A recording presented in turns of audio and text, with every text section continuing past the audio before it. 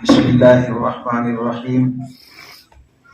الحمد لله رب العالمين، والصلاة والسلام على سيدنا محمد وعلى آله وصحبه أجمعين. أما بعد، فأعوذ بالله من الشيطان الرجيم. بسم الله الرحمن الرحيم.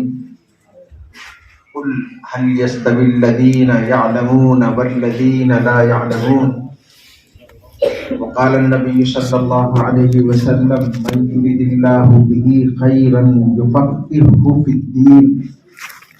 وقال أبو ذر رضي الله تعالى عنه: لو وضعتم الصمصامة على هذه ثم أشار إلى قفاه وأشار إلى قفاه ثم ظننت أني أنفذ كلمة سمعتها من رسول الله صلى الله عليه وسلم قبل أن تجيزوا علي لأنفذتها. بزرگوں اور بھائیوں، آپ کی کارگزاریاں سنی، اس سے پہلے بھی سنی تھی. کام بہت بڑا ہے اور آپ بہت اچھا کر رہے ہیں، اور ماشاءاللہ پہلے کے مقابلے میں اور اچھائیاں آتی جا رہی ہیں. جو ساتھیوں نے کارگزاری پیش کی، پھر مولانا خلیل صاحب نے بات کی، اب آخر میں مولانا مفتی ابراہیم صاحب نے بات کی، یعنی میں اپنے طور پر ایسا محسوس کرتا ہوں کہ اس طرح کی مجالس میں آ کر اپنا وجود بھی، اپنا کام بھی بونا محسوس ہونے لگتا ہے کہ ہم کچھ نہیں کر پا رہے. اللہ تعالیٰ آپ کو خوب ترقیات سے نوازے. آمین. پہلے جو کچھ ہم نے یہاں دیکھا تھا اس سے متاثر ہو کر میں اپنے ساتھ اپنے 2 ساتھیوں کو لے کر آیا ہوں، اور میں نے ان سے یہ گزارش کی ہے کہ ہو سکتا ہے میں غافل ہو جاؤں. آپ کو یہاں حصہ لینا ہے اور بالکل اس کی نقل کرنی ہے جا کر اپنے ضلع میں. 2 ساتھی میرے یہاں موجود ہیں مجلس، اور ان کی یہ ذمہ داری میں نے لگائی ہے کہ آپ اگر میں غافل ہو جاؤں تو آپ پورے طور پر توجہ کے ساتھ، ہمارے وہاں شعبہ مکاتب کے جو ذمہ دار ہیں وہ بھی موجود ہیں، ان کے علاوہ ایک سنجیدہ عالم اور جن کو میں سنجیدہ سمجھتا ہوں ان کو لے کر آیا، اور ان سے کہا ہے کہ آپ اچھی طرح اس کو سنیے اور بالکل اس کی نقل اپنے علاقے میں کیجیے. تو جہاں تک کام کا تعلق ہے اس پر تو جو کہا جائے وہ کم ہے. ایسا مت سمجھیے کہ میں آپ کو چونا لگا رہا ہوں، ایسا نہیں ہے. ٹھیک میں جو بات ہے وہی ہے. 1-2 تجاویز ہیں. ایک بات تو وہ ہے جو مولانا ابراہیم صاحب نے مجھ سے چھین لی اور مجھ سے بہتر طریقے پر کہہ دی، لیکن میں اس کو دہراتا ہوں، اس لیے وہ میری بات ہے. میں ذہن میں سوچی جس طرح ہم یہ کارگزاری پیش کر رہے ہیں کہ بھئی یہ گاؤں، یہ مکاتب، اتنے طلبہ، اتنے طالبات، اس میں یہ تفصیل بھی آنی ضروری ہے کہ کتنے طلبہ طالبات یا آبادی کے کتنے افراد ہمارے مسجد اور مکتب سے نہیں جڑے. اسی طرح یہ بھی کہ اتنی مساجد، اتنے ائمہ نہیں جڑ پائے ہمارے ساتھ، یہ تفصیل آنی ضروری ہے. تب تھوڑا تقابل سے بات سمجھ میں آئے گی ہم کہاں تک پہنچ گئے اور کہاں جانا ہے. ہم کو منزل تو متعین ہوگی. یہ ضرور کیجئے ایسے کتنے گاؤں ہیں، ایسی کتنی مساجد ہیں جو اب تک نہیں جڑ پائے مشورے کے ساتھ. ظاہر بات ہے کہ اس میں کوتاہی ہم اپنی ہی نکالیں گے کہ محبت سے یہ پیغام ہم اپنے اس ساتھی تک نہیں پہنچا سکے جو نہیں جڑ پا رہا ہے. قرآن اور قرآن کی برکت تو ایسی ہے کہ محبت کے ساتھ جب پیش کی جائے گی وہ دعوت رکے گی نہیں، چلے گی آگے. تو کیوں ایسا ہو رہا ہے کہ کچھ ساتھی ابھی تک نہیں جڑ پائے ہیں؟ آپ اتنا مثبت کام کر رہے ہیں، الحمدللہ بہت بڑا کام کر رہے ہیں. تو تھوڑا سا یہ واضح ہونا چاہیے کہ کتنا ہو گیا ہے اور کہاں تک ابھی جانا ہے. کتنا ہی اچھا کام کر لیجئے، سدھار کی گنجائش اس میں ہوتی ہے. آپ بہت کر رہے ہیں لیکن ابھی بھی اس میں سدھار کی گنجائش ہے، اور اس میں وسعت کی گنجائش ہے. بڑھائیے اور پھیلائیے. کریں گے انشاءاللہ. آپ مفتی صاحب کی سرپرستی ہے، خود ان کو اس بات کی فکر ہے، اور آپ حضرات کے سامنے ایک بات آئی ہے ضرور کریں. ایک دوسری بات اور میرے ذہن میں ہے، اس کو مثبت طور پر لیجیے، منفی طور پر مت لیجیے، اور اپنے مشورے میں رکھیے. میرے کہنے سے مت لیجیے، اپنے مشورے میں رکھیے. آپ کے مشورے میں اگر یہ بات طے ہو جائے تو اس کو ضرور کرو، اور وہ یہ ہے کہ جن جن ائمہ کو آپ کا مشورہ اجازت دے وہ درس قرآن کا حلقہ شروع کریں. جن جن ائمہ کو آپ کا مشورہ اجازت دے، آپ مشورے سے اجازت دیں گے، اس کو آزاد مت چھوڑنا. اور اس درس قرآن کا حلقے کا یہ مطلب بالکل نہیں ہے کہ جو ایک مفید کام مسجد میں پہلے سے ہو رہا ہے اس سے تعارض ہو.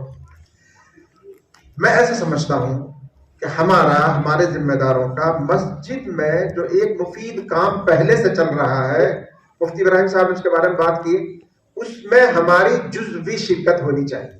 کلی شرکت تو مکتب کے نقصان میں ہے، جزوی شرکت ضرور ہونی چاہیے. تھوڑی دیر بیٹھے مشورے میں شرکت کر لی، اب میرا یہ ضروری کام ہی میں کر رہا ہوں. یہ جزوی شرکت ہماری ضروری ہے. اس مسجد میں جو ایک کام مفید ہو رہا ہے ہمیں اس سے تعارض نہیں کرنا. ان کی تعلیم کا جو وقت ہے، جو جگہ طے ہے، اس سے بالکل چھیڑ چھاڑ نہیں کرنا. وہ محراب کے پاس بیٹھ کے تعلیم کرتے ہیں، بہت خوشی کی بات ہے. وہ کرسی پہ بیٹھ کے تعلیم کرتے ہیں، کرسی محراب آپ کا، ایک کونا ہمارا. اگر کونے میں کسی کو سوال ہے تو ہمارا حجرہ ہمارا. اس درس قرآن کے حلقے میں ضروری نہیں ہے کہ 25 آدمی بیٹھے. اگر آپ کا ایک ساتھی بھی آپ کے ساتھ بیٹھنے کے لیے تیار ہے، یہ درس قرآن کا حلقہ ضرور لگنا چاہیے.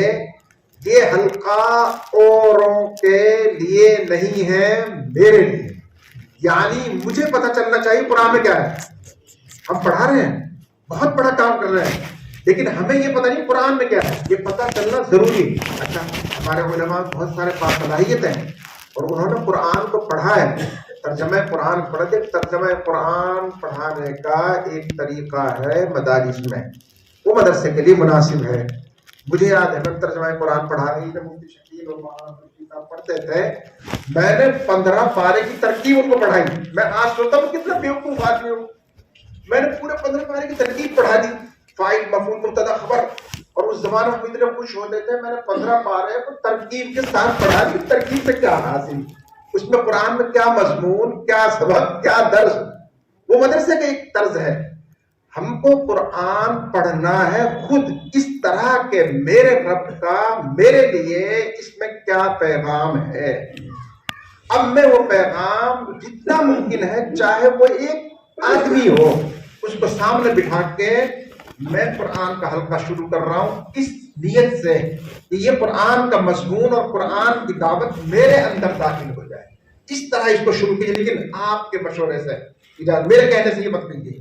آپ اپنے مشورے میں یہ بات لائیے، تجویز میں لائیے. جب طے ہو جائے اور آپ کے مشورے کے حلقے سے یہ بات چلے آگے کہ فلاں صاحب یہ کام کر سکتے ہیں، تو ان لوگوں کو ضرور شروع کرنا چاہیے. آپ کو لگے گا، مجھے لگے گا کہ اب تک جو قرآن کو یوں ہی سرسری پڑھتے چلے جا رہے تھے، اب پتہ چلا کہ میرا رب میرے سامنے کیا تقاضے ڈال رہا ہے، میرا رب مجھ سے کیا چاہتا ہے. اب پتہ چلا. یہ کام ضرور کیجئے اگر آپ کا مشورہ آپ کو اجازت دے. یہ میری تجویز تھی.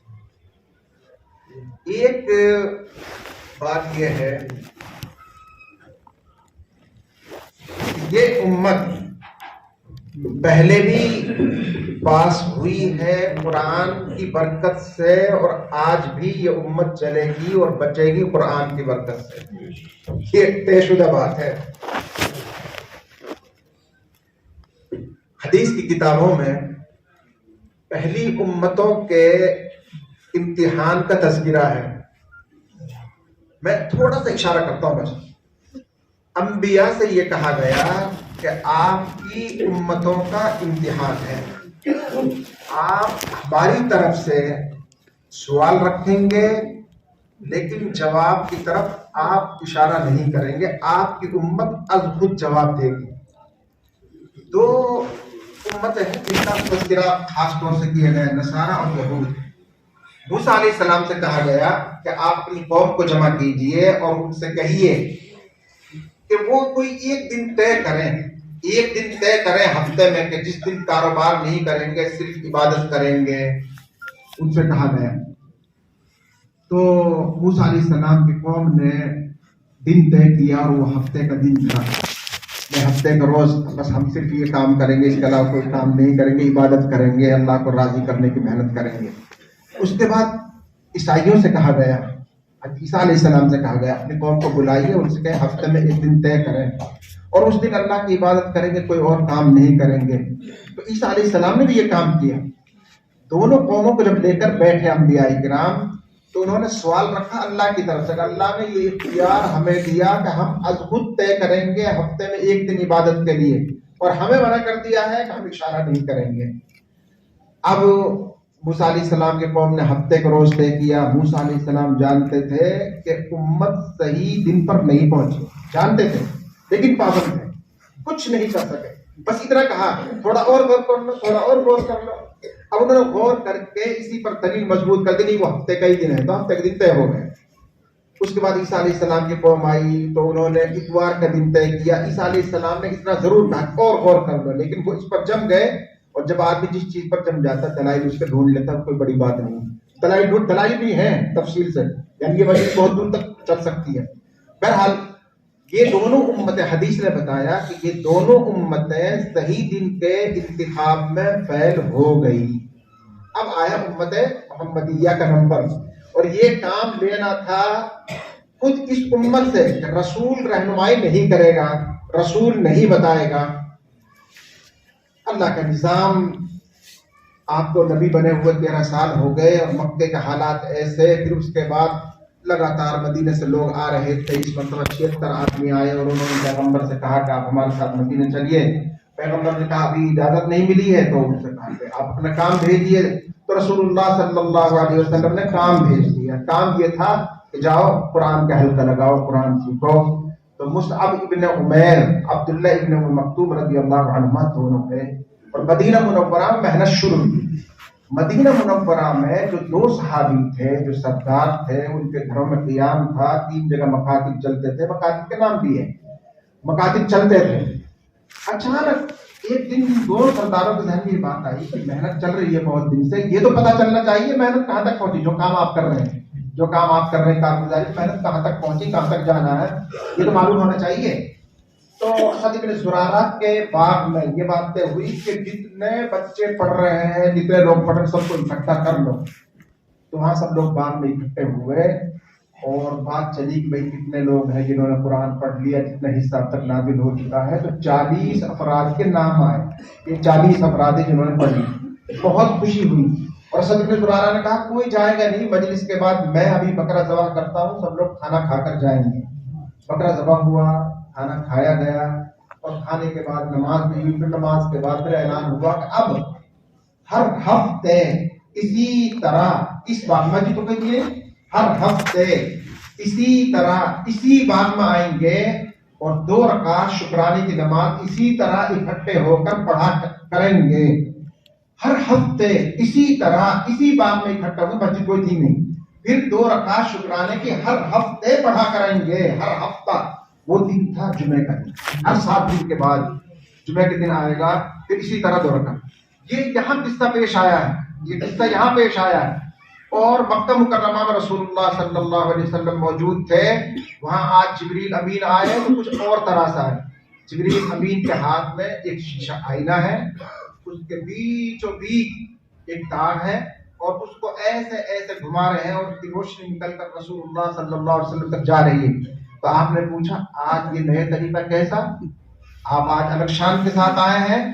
تو جبریل امین نے کہا کہ یہ جمعہ کا دن ہے، یہ پورا جمعہ کا دن ہے، اور اس میں ایک بیچ کی جو روشنی ہے یہ مقبولیت کا وقت ہے۔ اپنی امت سے کہیے کہ جمعہ کے دن کو لازم پکڑیں، عبادت کے لیے خاص کریں، اپنی امت سے کہیے۔ تو رسول اللہ صلی اللہ علیہ وسلم نے یہاں سے مکتوب لکھا، اسد بن زرارہ کے نام، مصعب بن عمیر کے نام، عبداللہ بن مکتوم کے نام، کہ جمعہ کے دن کو عبادت کے لیے خاص کرو۔ یہ مکتوب آپ کا پہنچ رہا ہے بعد میں، اور امت جمعہ کے دن کو طے کر چکی ہے پہلے۔ اب تصدیق آ رہی ہے، مہر نبوت آ رہی ہے، تم صحیح مقصد تک پہنچ گئے۔ میرے بھائی یہ بتاؤ، پہلی 2 امتیں فیل ہوئی، یہ امت جمعہ کے دن کو پکڑنے میں کامیاب ہوئی قرآن کے مکتب کی برکت۔ وہ تو قرآن کا مکتب تھا، قرآن کے مکتب کی کارگزاری کے لیے اکٹھے ہوئے، شکرانے کی نماز پکڑ لی اور امت کامیاب ہو گئی۔ یہ امت پہلے بھی پاس ہوئی ہے قرآن کے ذریعے، قرآن کے مکتب کے ذریعے، اب بھی بچے گی قرآن کے ذریعے، قرآن کے مکتب کے ذریعے۔ یہ کام بہت اونچا ہے جو کر رہے ہیں اس کو لازم پکڑیں. کہاں تک کرنا ہے؟ دیکھو جو حالات مفتی ابراہیم صاحب نے بتایا، اصل شکوہ کسی دوسرے سے نہیں ہے، وہ اپنا آپ سے ہے. اگر میں نے طے کر لیا تو کوئی رکاوٹ نہیں رہے گی. میں کمزور ہوں تو رکاوٹ آتی ہے، ہر حال میں کام کرنا ہے. نہیں، جو نظام ہے کام ہر حال میں کرنا ہے. یہ میں نے ایک اثر پڑھا ہے ابو ذر رضی اللہ تعالیٰ عنہ کا. یہ بہت ہی مبارک صحابی ہیں اور رسول اللہ صلی اللہ علیہ وسلم کے زمانے میں جو صحابہ کی حالت تھی، اپنی حالت انہوں نے ایسی باقی رکھی ہے. جہاد کی برکت سے صحابہ کے یہاں اللہ تعالیٰ نے اتنی وسعت دی تھی کہ لوگ یوں کہتے ہیں جب ہم صحابہ کے یہاں قرض مانگنے جاتے تھے جہاد کی برکت سے، یوں کہتے تھے جب وہ کونے میں وہ دینار اشرفیاں پڑی ہوئے کٹے بھر لے جاؤ، اتنا اللہ نے ان کو دیا تھا. اور بخاری شریف میں تفصیلی روایات ہیں، جب ان کی جائیداد کی تفصیل پڑھتے ہیں تو آنکھیں ہماری چوندھی آ جاتی ہیں. یہ سب جہاد کی برکت سے اللہ تعالیٰ نے ان کو دیا. تو لیکن ابو ذر غفاری نے یہ طے کیا کہ جیسا حضور کے زمانے میں ایسے ہی رہوں گا. کبھی بھی آپ نے شام کا کھانا یا اس کا انتظام اپنے لیے نہیں رکھا، جو اب دوپہر میں ختم کر دیا. شام کو اللہ کے حوالے، ملے کھائیں گے نہیں تو کوئی بات نہیں. ان کی پوری زندگی ایسی. وہ جب بھی جاتے تھے تو لوگوں کو جمع کرتے تھے اور قرآن کریم کی ایک آیت پر مشہور واقعہ اکثر علماء جانتے ہیں، وہ ہمیشہ بیان کرتے تھے کہ دنیا میں اوسطاً جب دیکھیں گے تو ہمیشہ امیر کم ہوتے ہیں، غریب زیادہ ہوتے ہیں. ہمیشہ کی بات ہے. آج بھی دیکھ لو اس ہندوستان میں 20 آدمیوں نے شاید دولت پر قبضہ کر رکھا، باقی سب ہمارے دیش پھٹی چلے. بہت سارے لوگ ایسے امیر کم ہوتے ہیں اور غریب زیادہ ہوتے ہیں. اور جب کسی کے مزاج کی بات ہوتی ہے، خاص طور سے اگر کسی مالدار کے خلاف کوئی آدمی بولتا ہے تو غریب لوگ تالی ضرور بجاتے ہیں. آج تک ایک صاحب بہت بول رہے ہیں آپ مالدار کے خلاف تو کئی تالی نہیں بجتے ان کی تقریروں میں، لیکن جب اس کا نام لیتے ہیں فلاں ہے پوری دولت اکٹھی کر، لوگ تالی بجاتے ہیں. یہ مزاج لوگ. حضرت ابو ذر غفاری رضی اللہ تعالیٰ عنہ ہمیشہ ایک تقریر کیا کرتے تھے، کہیں بھی مسجد کے کمرے کے ساتھ لگے اور یہ آیت پڑھتے تھے والذین یکنزون الذهب والفضة ولا ينفقونها في سبيل الله فبشرهم بعذاب أليم يوم يحمى عليها في نار جهنم فتكوى بها جباههم وجنوبهم وظهورهم. اور تفصیل بیان کرتے، سارے غربا اکٹھے ہو جاتے تھے اور وہ یہ تقریر بیان کرتے تھے. مدینہ منورہ میں جب بے چینی بڑھی تو فیصلہ ہوا کہ ان کو ملک شام بھیج دیا جائے. ملک شام گئے، وہاں جا کر دیکھا اور عجیب حال، امیر معاویہ رضی اللہ تعالیٰ عنہ بہت ڈھاٹ باٹ سے رہتے تھے اور جہاد کی برکت سے مسلمانوں پر بہت دولت آئی تو باریک باریک کپڑے پہننے لگے، اچھے مکان بنانے لگے. تو وہاں بھی یہی سلسلہ. امیر معاویہ رضی اللہ تعالیٰ عنہ سے براہ راست مناظرہ بھی ہوا اور امیر معاویہ کی دلیل مضبوط ہے. یہ بات سچی ہے، امیر معاویہ کی دلیل مضبوط تھی اور حضرت ابو ذر کی دلیل کمزور تھی، لیکن ابو ذر رضی اللہ تعالیٰ عنہ کا علمی اور صحابیت کا جو مقام تھا وہ بہت اونچا تھا، اس لیے امیر معاویہ زیادہ ان کو وہ نہیں لگتے تھے. انہوں نے حضرت عثمان غنی رضی اللہ تعالیٰ عنہ کو خبر بھیجی اسی طرح اس مصیبت سے جان چھڑاؤ اور ان کو واپس مدینہ بلا. تو خط بھیجا. ابو ذر غفاری رضی اللہ تعالیٰ عنہ مدینہ منورہ آ گئے. یہاں آتے پھر دوبارہ مسجد نبوی میں جہاں کی تقسیم تھی، کچھ امیر تھے کچھ غریب تھے، وہ بس حلقہ لگانے کا کام شروع ہوا. عثمان غنی رضی اللہ تعالیٰ عنہ نے ایک بڑے عالم کعب احبار کو تیار کیا کہ آپ کی ذمہ داری ہے ان سے مناظرہ کیجیے، ان کو قائم کیجیے. مجلس لگی، کعب احبار بیٹھ گئے، عثمان غنی رضی اللہ تعالیٰ عنہ بیٹھ گئے اور سوال جواب شروع ہوا. ابو ذر غفاری نے اپنا نظریہ رکھا یہ آیت کریمہ، تو کعب احبار نے اس کے جواب میں یہ کہا کہ یہ آیت کریمہ بنو اسرائیل کے بارے میں نازل ہوئی ہے اور جو مسلمان مال جمع کرتے ہیں اور اس کی زکوٰۃ ادا کر دیتے ہیں پھر ان کے مال کو کنز نہیں کہا جاتا ہے یا ان کے لیے یہ عذاب نہیں جو قرآن میں بیان کیا گیا ہے. وہ کہنے لگے نہیں میں قرآن کی آیت پڑھ رہا ہوں تو میری بات سنو. تو کعب احبار نے کہا ٹھیک ہے ہم آپ کی بات سن لیتے ہیں، اگر سارے مسلمان ایسے ہو جائیں جیسے آپ ہیں، مال خرچ کے دوپہر کی ضرورت شام کے لیے کچھ نہیں، تو پھر شریعت اسلام نے زکوٰۃ کے احکام کیوں بیان کیے ہیں؟